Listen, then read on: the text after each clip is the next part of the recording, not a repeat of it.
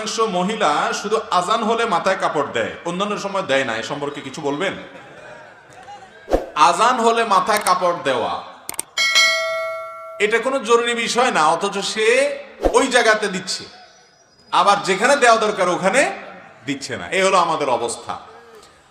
আজানের সময় মাথা কাপড় দেওয়ার কোনো নির্দেশ কোরআন হাদিসে দেওয়া হয় নাই। যদি আপনি বাসা বাড়িতে থাকেন, আপনার নিজের ঘরে থাকেন, যেখানে পরপুরুষের দৃষ্টি পড়তেছে না, সেখানে আপনার মাথার কাপড় না থাকলেও অসুবিধা নেই। আজান অবস্থায়ও যদি মাথায় কাপড় না দেন তাতেও কোনো সমস্যা নেই। আজানের সাথে মাথা কাপড় দেওয়ার কোনো সম্পর্ক নাই। কিন্তু পরপুরুষের দৃষ্টিতে আপনি পড়েন, বাহিরে গেছেন, তখন আপনাকে পর্দা মেনটেন করতে হবে, আপনার সৌন্দর্যকে অপ্রকাশিত করতে হবে।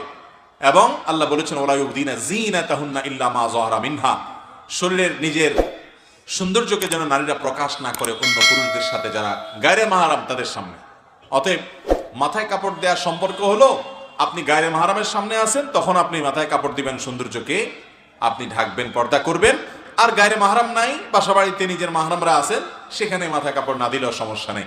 আমাদের দেশে অনেক জায়গায় মাথা কাপড় দেওয়ার জন্য মহিলারা বলে, মহিলাদেরকে বলা হয় যত রকমের ভুল ফতোয়া আছে এগুলা সবগুলা মহিলাদের উপরে বেশি জারি করি আমরা, ঠিক না বেঠিক? বলে যে গোসল ফরজ হলে বাচ্চাকে দুধ খাওয়ানো যাবে না, গোসল ফরজ হলে বেশি সময় শুয়ে থাকা যাবে না, ছেলেটা ঠিকই শুয়ে থাকে। বলে রান্না বাড়া করা যাবে না, যত ফতোয়া আছে সব কার উপরে? ওই মহিলার উপরে। এটা ঠিক যে গোসল ফরজ হওয়ার পর দেরি না করে তাড়াতাড়ি গোসল করা উত্তম, কিন্তু এর মানে এই না যে গোসল ফরজ হয়েছে এখনো নামাজের ওয়াক্ত হয় না, দেরি আছে, তাহলে দেরি করলে তার গুনাহ হয়ে যাবে বা ওই অবস্থায় কাজ করলে তার সেটা হারাম হবে, এমন কোনো কথা নেই। তো উল্টাপাল্টা ভুলভাল ফতোয়া দিয়া মহিলাদের উপরে বেশি জুলুম করা হয় আমাদের দেশে, এগুলা করা যাবে না। তাহলে মাথায় কাপড় দেওয়ার সাথে আজানের কোনো সম্পর্ক, এটার সাথে গায়রে মাহরামের সম্পর্ক কোথাকারটা কোথায় নিয়ে আমরা লাগাই। তবে এটা ঠিক যে আজানের সময় আল্লাহর নাম শুনে তখন শ্রদ্ধার কারণে অনেক মহিলা মাথায় কাপড় দেয়, তখন শ্রদ্ধার কারণে মাথায় কাপড় না, তখন মুখে আজানের জবাব দিতে হবে। তখন কি দিতে হবে?